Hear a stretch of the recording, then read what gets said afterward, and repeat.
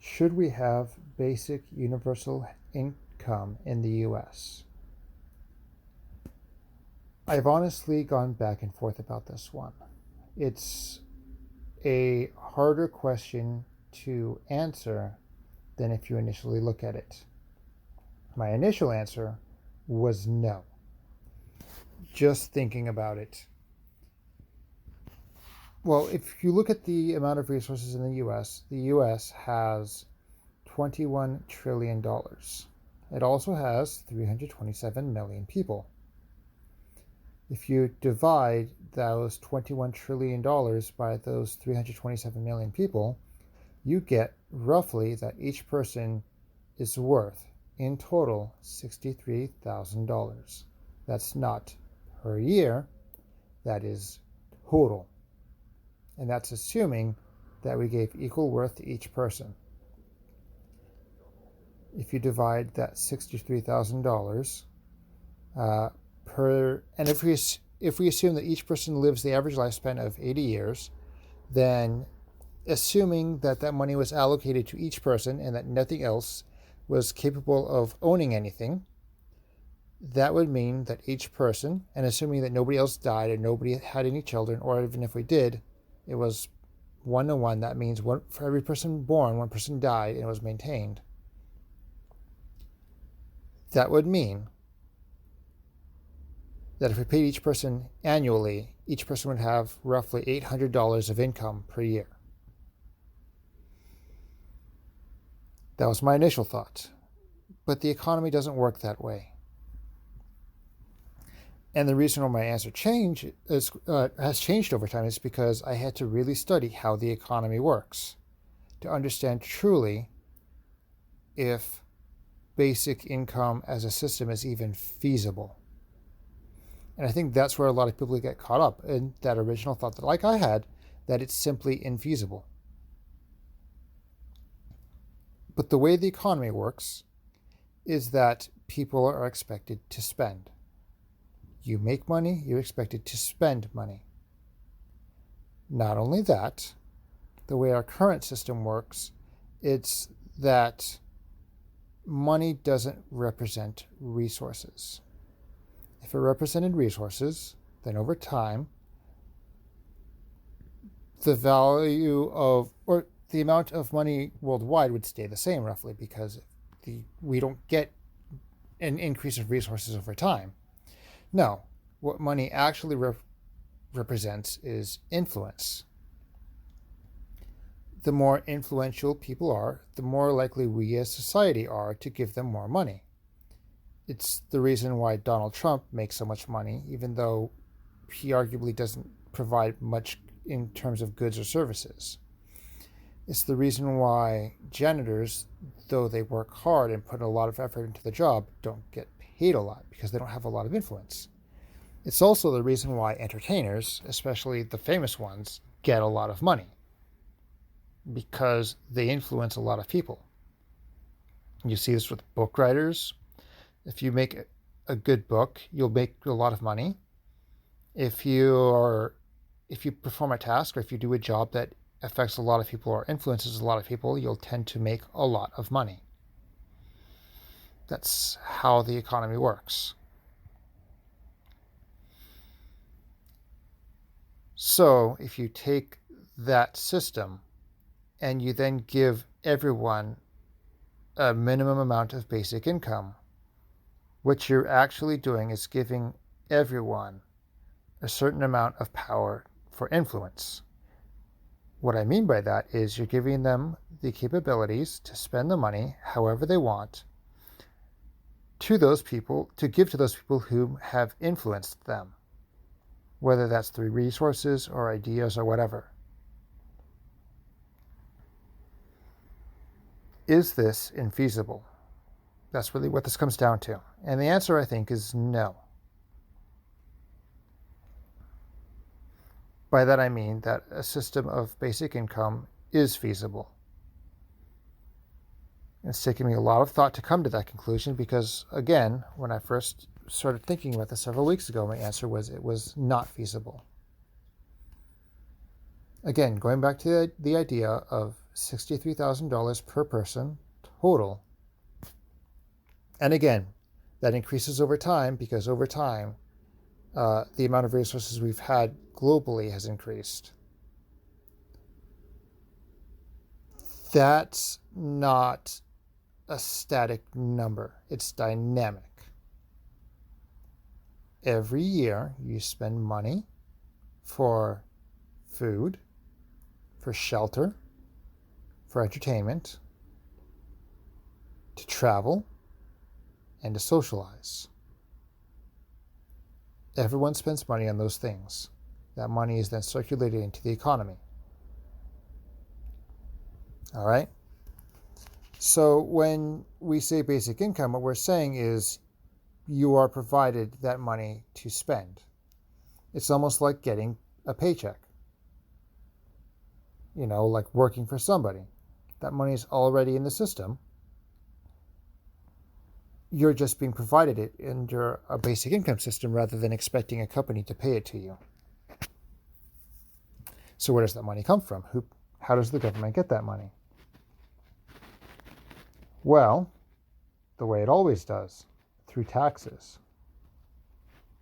And again, basic universal income does not mean everybody has the same amount of resources.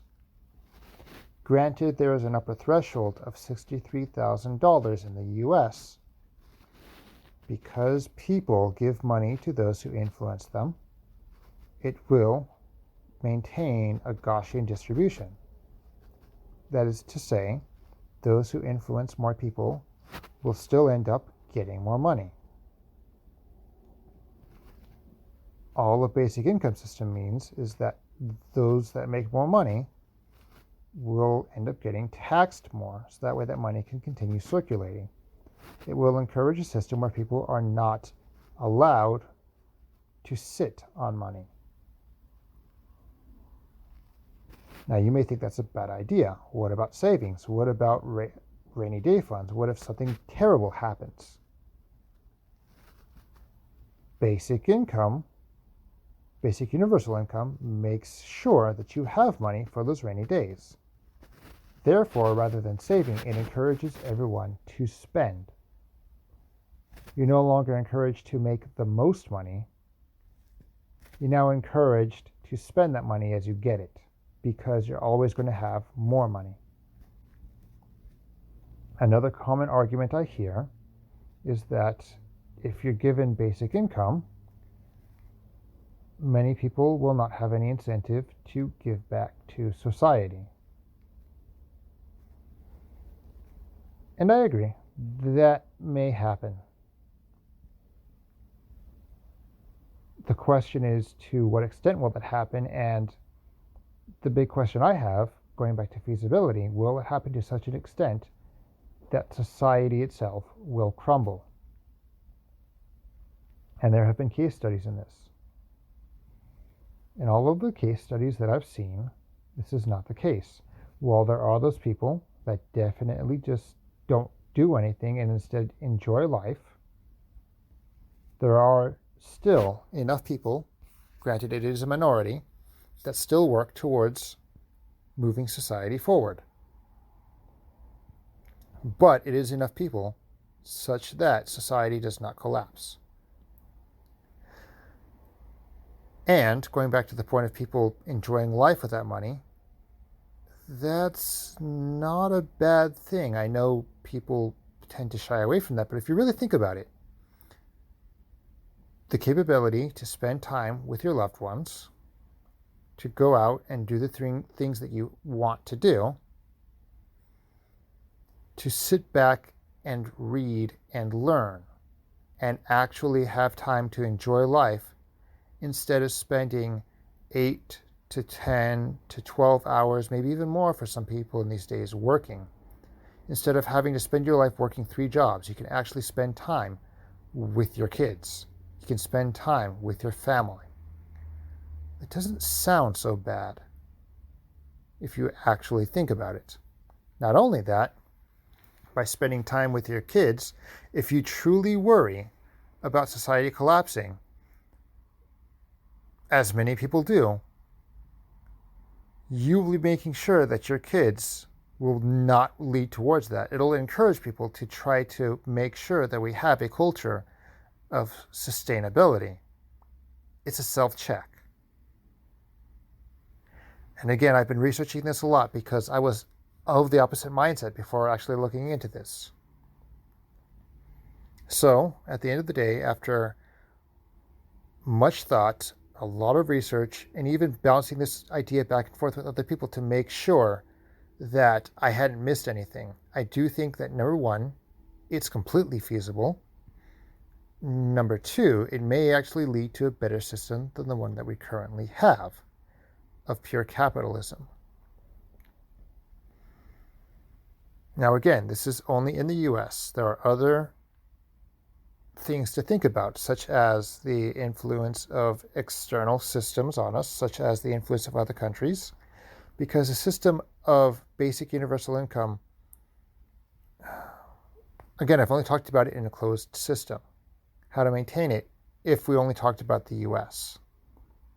If we talk about foreign powers trying to influence us, that's where a lot of economies that try to work towards this tend to collapse if they get attacked. There's a flaw with that logic. This system is independent of foreign attacks. Systems like this only fail if the government trying to uphold them is weak. Therefore, in order for the system to be truly feasible, it needs to have a strong enough government to back it up that can protect it from foreign influences while making sure that it works.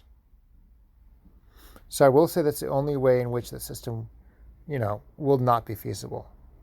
And it is the one contingency to make it work is that the system backing it up must have power. The government backing it up must have power, and the people must have enough faith in that government to give it the power to regulate it and make sure that it works as it should.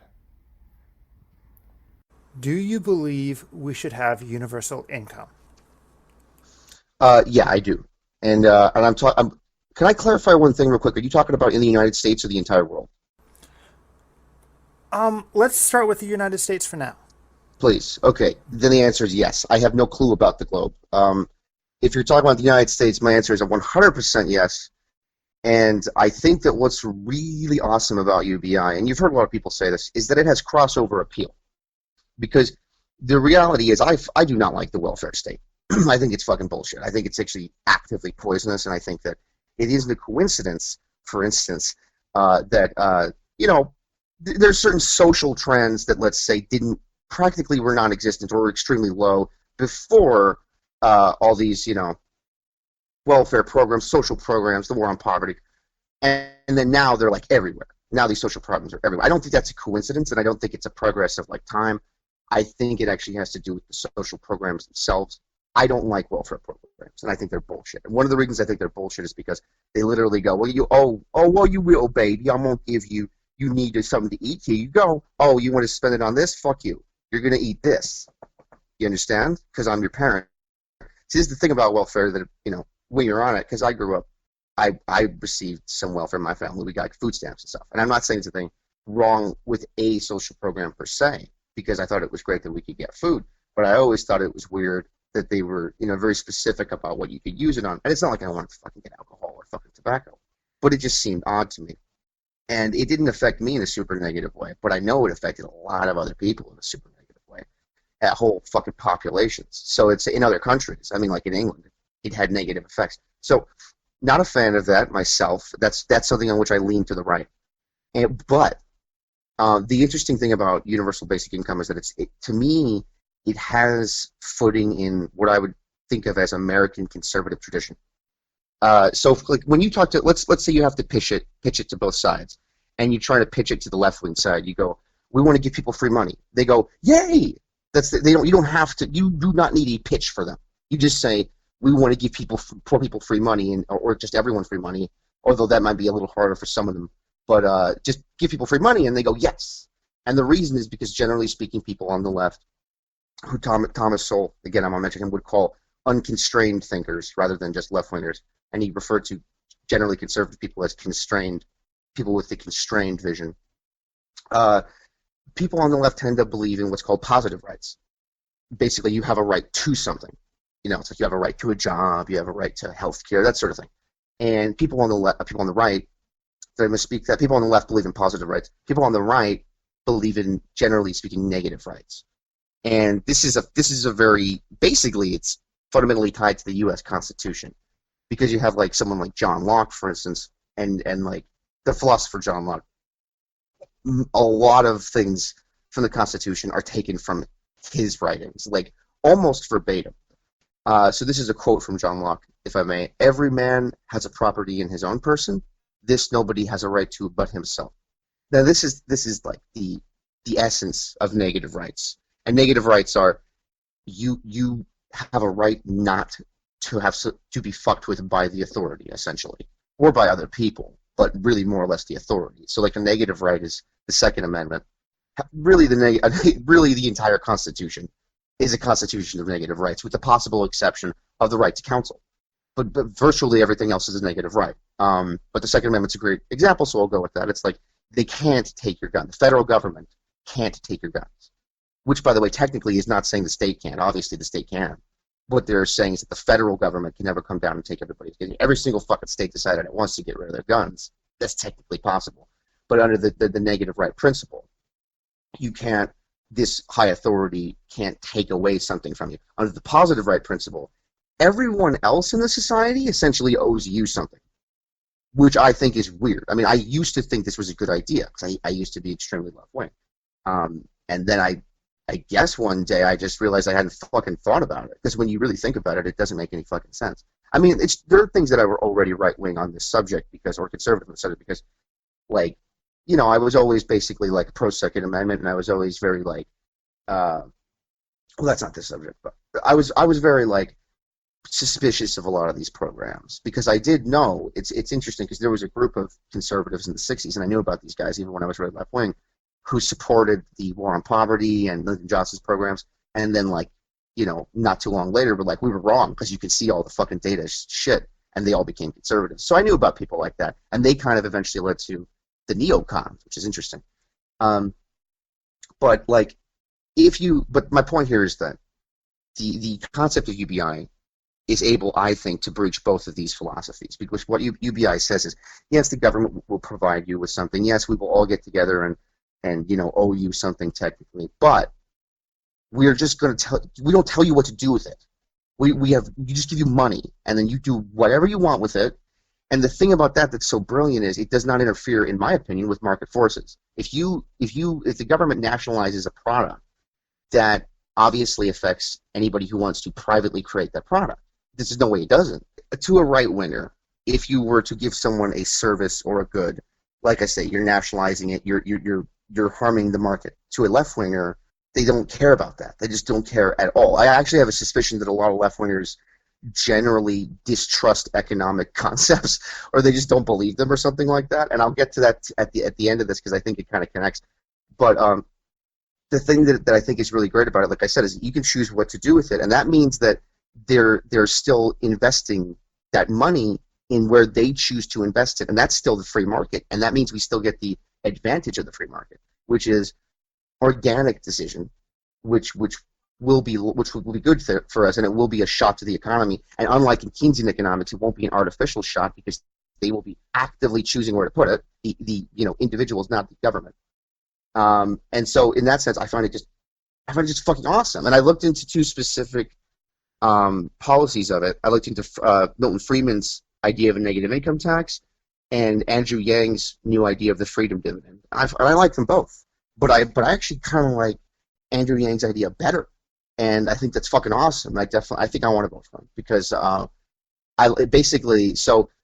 just real quick, Milton Friedman's version was based on the concept of positive taxable income. So you have a certain amount of, when you do your tax returns, you have a certain amount of positive taxable income, and you're required to pay, taxes on that. But if you're below a certain rate, then technically you would have negative taxable income. So Milton Friedman's idea was, well, if you have negative taxable income, we should give that to you. And it wasn't like, what I think is interesting is the idea would be that there would be one flat rate for everybody, and it wouldn't be like, oh, if you get a job, suddenly we change things necessarily. It would change probably naturally because of the job, but it wouldn't be the way that it works on a lot of welfare programs where you're basically discouraged from looking for work. This would go against that. And what I like about Andrew Yang's version, I think is even better, is that everybody just gets $1,000. There's no tax rate involved. There's no numbers involved. You just, here, $1,000. And what I think is great about that is that you could theoretically remove any kind of social stigma, because if wealthy people get $1,000 every month for the, everybody gets it. It's just a thing, right? And so nobody cares. And you could say that about other stuff too, but I think what's great about money is, again, all of the before mentioned factors, because you can do whatever the fuck you want with it, and you feel a sense of freedom. And the amount of businesses that I think can be started from this are crazy. They're crazy. And again, I'm a supply side guy. I believe that supply is it's basically what drives everything in the economy. And I'm still researching this shit. But as far as I can tell, that's what the case is. And so I think this is fucking brilliant.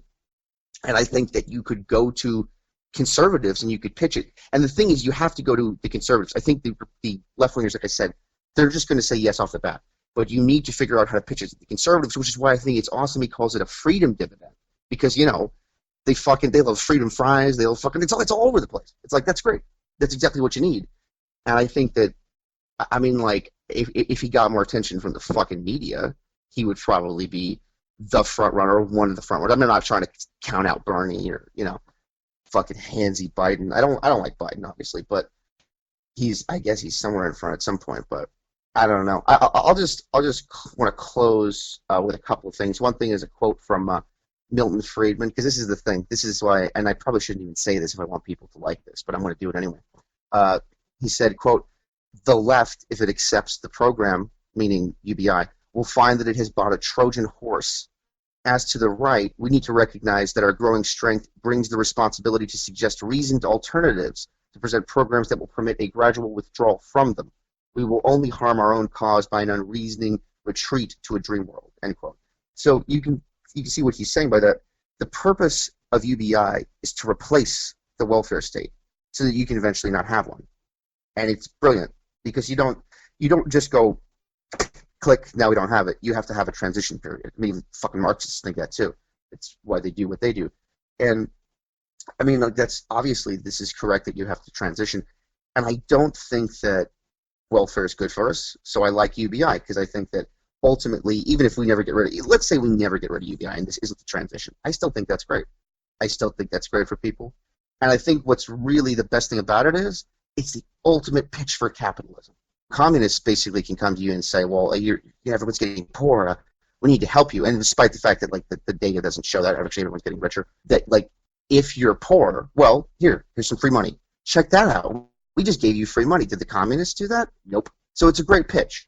And that's kind of the main reason why. One last thing that I want to bring up, because I feel like I would be remiss if I did not, is the Cloward-Piven strategy. And if you're like a right-wing conspiracy theorist, you've heard of it, but most people probably haven't. But the thing is, it's real. So they've heard of it, but it's real. So there were these guys named Cloward and Piven, and they were social scientists who I believe worked for the Kennedy administration, 1966, I think it was.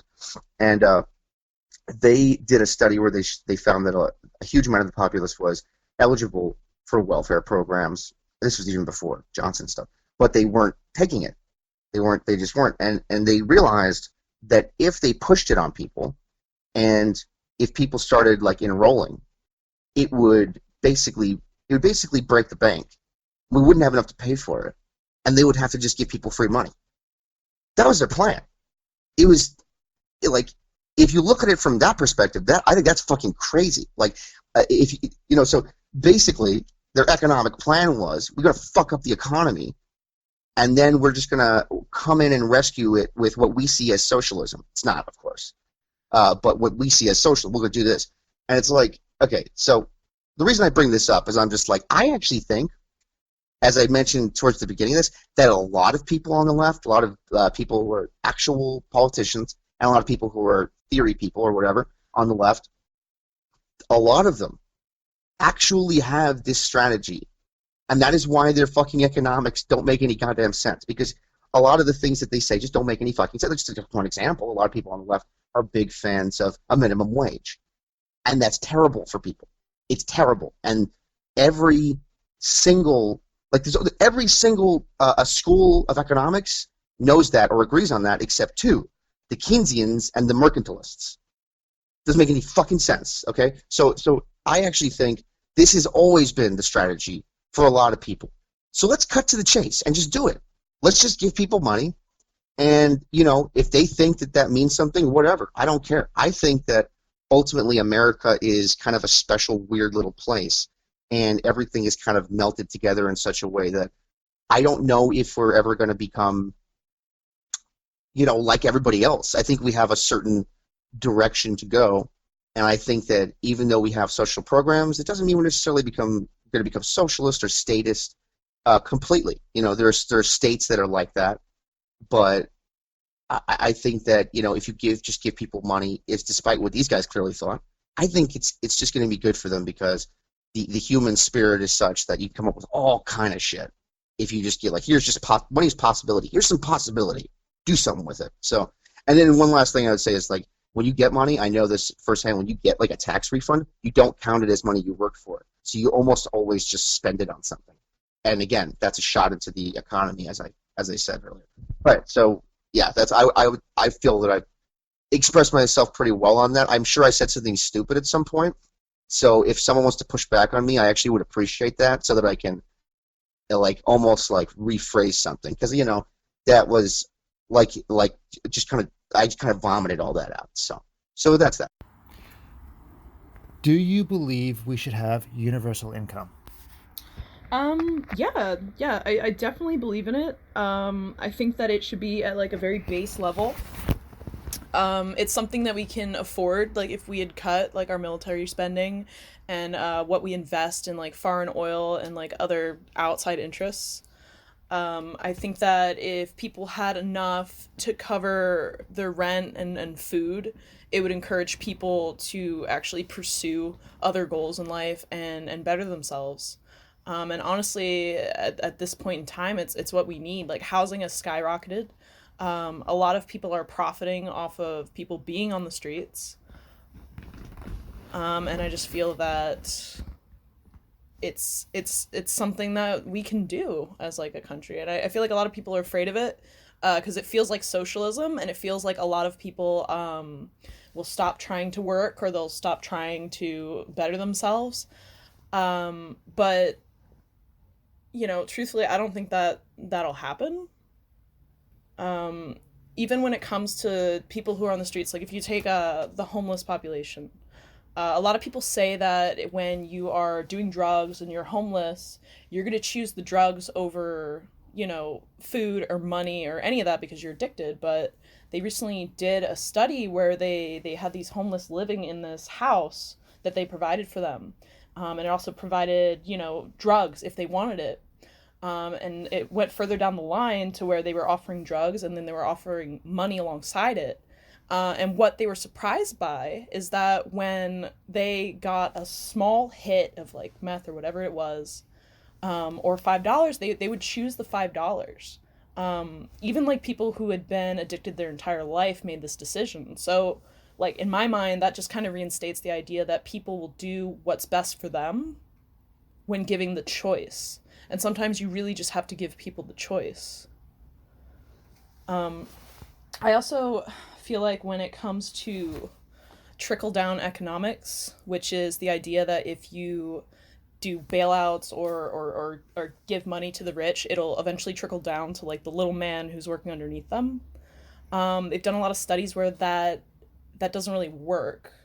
A lot of the tax cuts that we have on the rich don't affect the company that they own or the people that are working for them. It doesn't create new jobs, and this is probably like, I think 10% of the time it could cause like a positive effect, if that. Whereas if you look at it the other way, and this could even be like in your normal life, like if you think about it, say that you're driving onto a freeway and you see a homeless man like begging for change or for money. Yeah, you might not want to give him the dollar, but if you think about it rationally, you know that he's going to use it. That's the same thing with like trickle up economics, if you want to give it like a name. If you give somebody who needs the money, who's immediately going to spend it, it automatically goes back into our economy. It's nothing but like a positive thing. And I feel like that would be way more common if we had basic universal income, because we'd have more income dedicated to, smaller things, retail objects, what have you, like things that you don't need, but that, actually build capitalism more than destroy it. Um, but I think that's